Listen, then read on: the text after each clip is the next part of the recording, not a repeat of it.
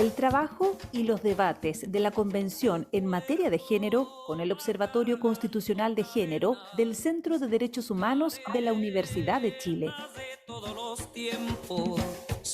Así es, nosotros estábamos muy metidos en la elección, pero la Convención Constitucional ha seguido trabajando y ahora, más que nunca, es muy relevante lo que pueda hacer esa convención. Estamos con la directora del Centro de Derechos Humanos de la Facultad de Derecho de la Universidad de Chile, la académica Nancy Yáñez, y con ella vamos a conversar en esta oportunidad a propósito de todo lo que está trabajando la convención, y vamos a hacerlo con perspectiva de género justamente, en materia de sistema judicial, ¿ya?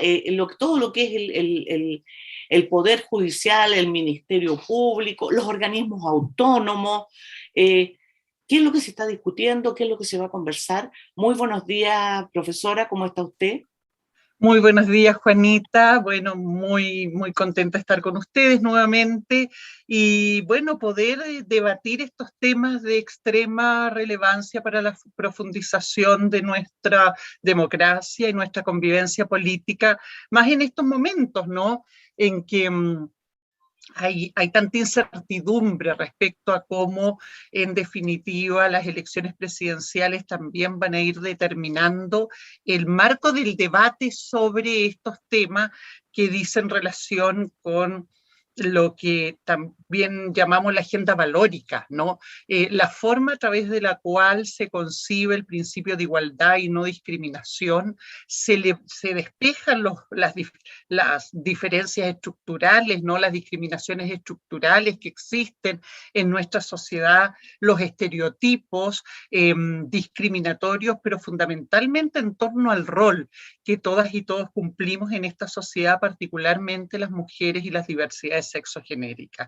Es un minuto particularmente relevante para poder pensar en de qué manera nuestro sistema judicial en particular, tal vez uno de los más resistentes al cambio en las últimas décadas, sin embargo, se observan cambios en la composición de género dentro del Poder Judicial, pero evidentemente un cambio más profundo para erradicar estas concepciones estereotipadas de los géneros e incorporar el pluralismo jurídico en el contexto de un Estado plurinacional son sin lugar a dudas los retos que vamos a enfrentar y que bueno, van a ser bien distintos dependiendo cuáles son las opciones políticas que terminan consolidándose en el Ejecutivo.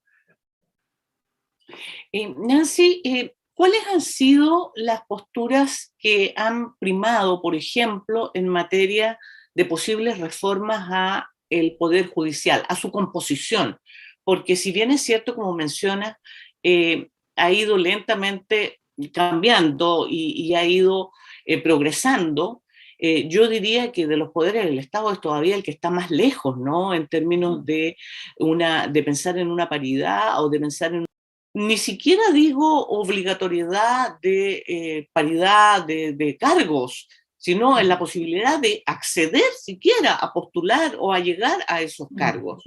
¿Cuáles son las propuestas que se han esbozado hasta ahora para poder modificar eso? Y agrego inmediatamente a la misma pregunta, de las exposiciones que se han hecho ante la convención, ante las comisiones, ¿qué es lo que se ha dicho desde esos propios poderes? Bueno, yo creo que uno de los primeros puntos a relevar es el mecanismo de nominación de los jueces y juezas, que ha sido muy criticado precisamente por su vulnerabilidad a la cooptación política, ¿no? El sistema de designación de juezas y juezas fundamentalmente para los tribunales superiores de justicia implica, ¿no?, una designación mixta en la que participa el Ejecutivo y el Parlamento, y que lo que ha dado pie, ¿no?, para que hayan dispositivos de cooptación que conspiran contra la participación de las mujeres en los procesos de nominación. Entonces, evidentemente, una de las cuestiones centrales es cómo se modifica ese sistema. Uno, para blindarlo del intervencionismo político a efectos de que el Poder Judicial mantenga la autonomía que es central para que pueda efectivamente garantizar los derechos de acceso a la justicia de los ciudadanos en una democracia efectiva, pero al mismo tiempo la autonomía necesaria de los otros poderes públicos para asegurar que el objetivo de justicia efectivamente se garantice y no se impongan, en definitiva, intereses hegemónicos o particulares en la administración de justicia. Entonces, no cabe ninguna duda que ahí hay un punto que es central, y eso significa, entonces, establecer, en definitiva, mecanismos donde el mérito, la trayectoria, sean cuestiones centrales a la hora de definir el acceso a la integración de la judicatura, pero que por otro lado, a efectos de poder modificar el estado de cosas que actualmente tenemos, es indispensable que la paridad también se aplique en estas organizaciones, ¿no? La obligación de tener que cumplir con la regla de paridad es central, y es central que además el objetivo sea que efectivamente incida en la integración, no solo en la nominación de candidatos, porque cuando nosotros examinamos la ley de cuotas nos encontramos con las candidaturas mujeres, pero prácticamente ninguna fue electa porque los partidos políticos finalmente no sostuvieron esas candidaturas. Hoy lo que hace la diferencia con la Convención Constitucional es precisamente la circunstancia de que los escaños constitucionales tengan que ser finalmente integrados en forma paritaria, ¿no? De modo que lo propio tiene que ocurrir a la hora de poder integrar los órganos, sobre todo los tribunales superiores de justicia. Fíjate que hasta el año 2001 en la Corte Suprema no había ni una mujer. Y recién ahora tenemos que de 21 integrantes, 8 son mujeres, ¿no?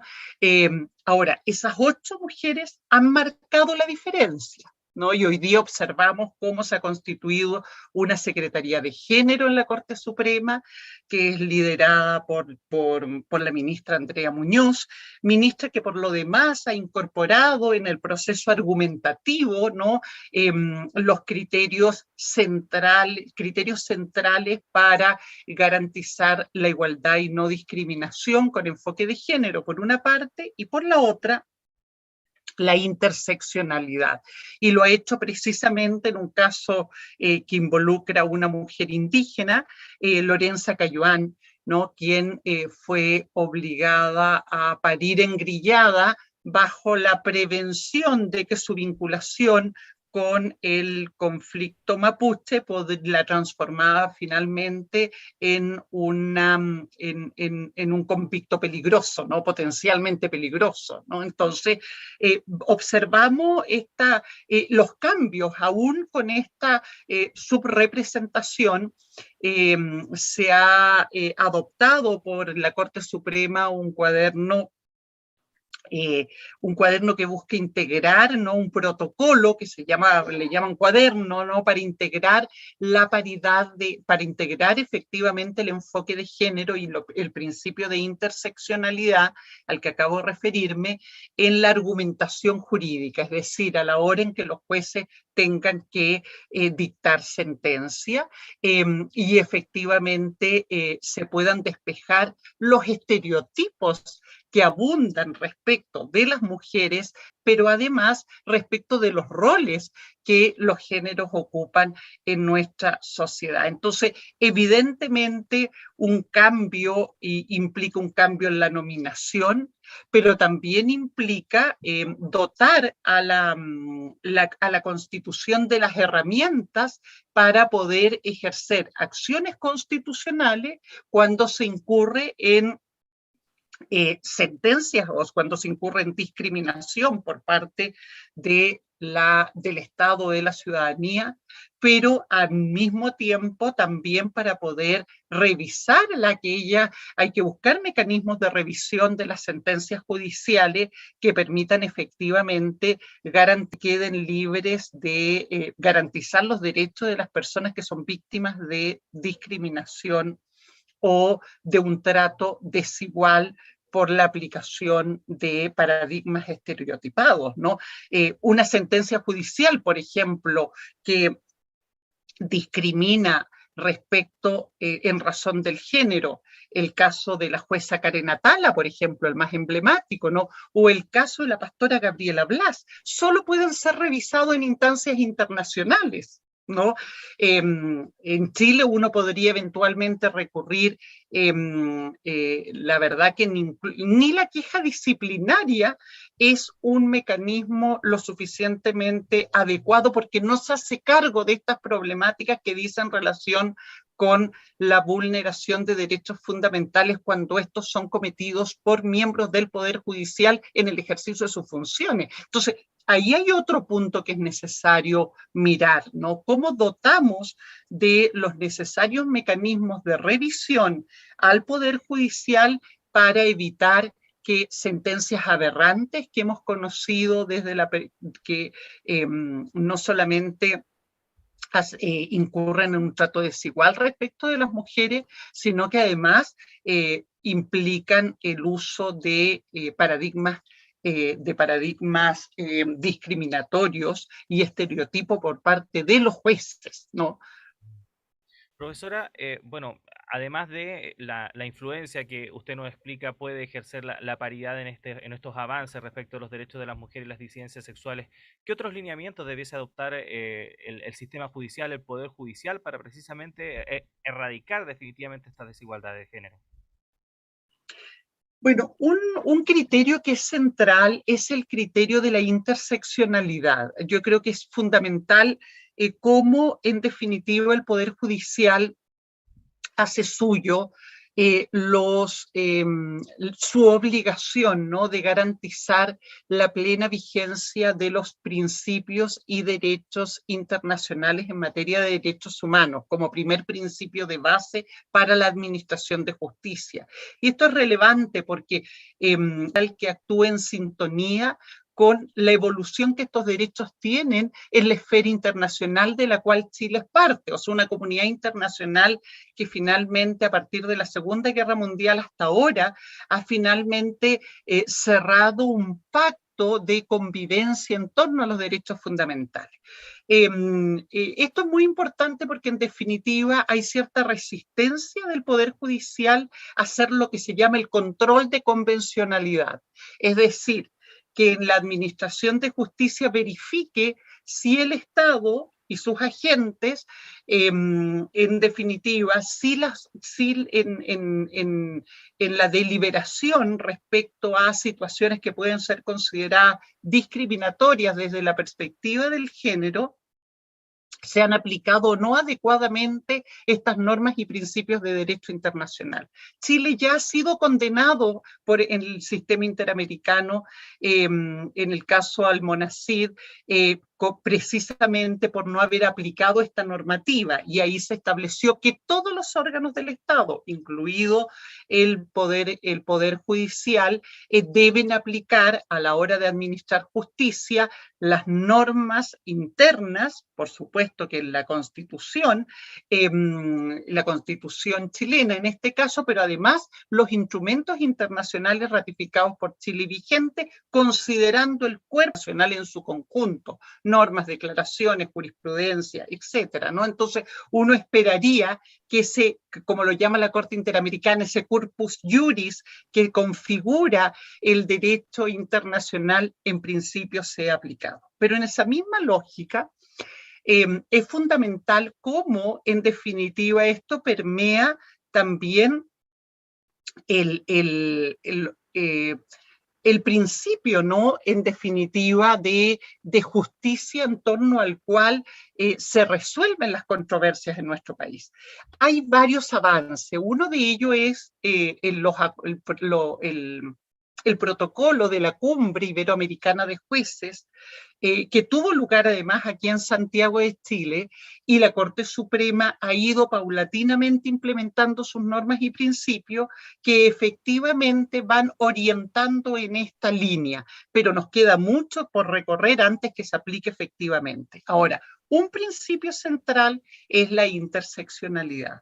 porque eso permite a los jueces, ¿no?, que al momento de administrar justicia puedan visibilizar los distintos factores de discriminación que convergen respecto de una persona que ha sido víctima, ya sea de violencia, la expresión más brutal de discriminación que sufren las mujeres, o de toda la gama de discriminación, ya sea en el ámbito familiar, en el ámbito del empleo, en el ámbito del ejercicio de sus derechos civiles y políticos, ¿no? Entonces, ahí la interseccionalidad permite mirar en una clave no solamente plural las discriminaciones, o sea, qué elementos de discriminación convergen para agravar la situación de discriminación de esa persona, ¿no? Al mismo tiempo, al mirarlos así, permite ir expulsando de nuestra convivencia política estos factores estructurales de discriminación. De esta manera, mirando interseccionalmente, la administración de justicia nos alerta, ¿no?, sobre las convergencias de discriminaciones que aumentan las condiciones de vulnerabilidad, particularmente de las mujeres y de las diversidades sexogenéricas. Entonces, creo que por ahí es donde efectivamente uno puede hacer un cambio también de la cultura judicial, porque la cultura judicial en nuestro país responde a parámetros valóricos de los sectores más contras. No hay un recambio efectivamente generacional y de género que hoy día se ve que uno ve con asombro, digamos.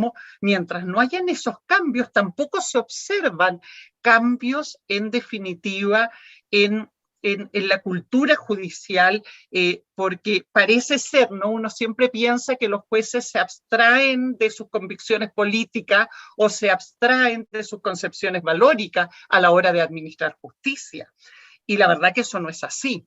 Por lo tanto, el sistema judicial debe garantizar la pluralidad que es característica de nuestra comunidad política, porque si no la refleja, finalmente lo que ocurre es que hegemoniza finalmente una determinada perspectiva epistemológica, ¿no?, de conocimiento y de principios y valores que responden a los sectores conservadores de nuestra sociedad. Y eso es lo que nosotros observamos regularmente cuando miramos, en definitiva, miramos el Poder Judicial, ¿no? Vuelvo a insistir, sin embargo, que hay esfuerzos relevantes que debieran verse potenciados, ¿no?, con los avances que está sugiriendo la Convención Constitucional. Ahora, sin perjuicio de eso, dicho sea de paso, si uno mira la comisión la Comisión sobre el Sistema de Justicia, órganos autónomos de control y reforma constitucional, es la única que no respeta la paridad en su conformación, ni ha respetado la paridad en quienes han sido convocados a las audiencias públicas, porque al momento en que se define la participación en las audiencias públicas ocurre que, sobre todo en este ámbito, la hegemonía masculina es sin lugar a duda totalmente desigual respecto a la representación femenina, representación de mujeres y de diversidades sexogenéricas, y por lo tanto este 60% de la representación masculina que tolera en este caso, ¿no? Bueno, esas son las incongruencias, ¿no es cierto?, las inconsistencias. Estábamos conversando con la directora del Centro de Derechos Humanos de la Facultad de Derecho de la Universidad de Chile, académica Nancy Yáñez, con quien conversamos en esta oportunidad sobre la perspectiva de género en materia de nuestro sistema judicial, tema que está analizando, por supuesto, la Convención Constitucional. Profesora, muchísimas gracias por estar con nosotros esta mañana. Ya conversaremos que todavía tenemos pendientes, así que muy buenos días, que tenga una buena jornada. Para ustedes igual, muchísimo gusto, que sea una buena semana. Gracias. Gracias, profesora. Ahí está la profesora Nancy Yáñez conversando con nosotros en esta primera edición de Radio Análisis, en este espacio que tenemos con el Observatorio Constitucional de Género del Centro de Derechos Humanos de la Facultad de Derecho de la Universidad de Chile. Nos tenemos que ir rápidamente, Juanita, son las 8:04, ya llega Patricio López para continuar con el programa, nosotros nos reencontramos mañana. Un abrazo grande, que estén bien. Hasta mañana.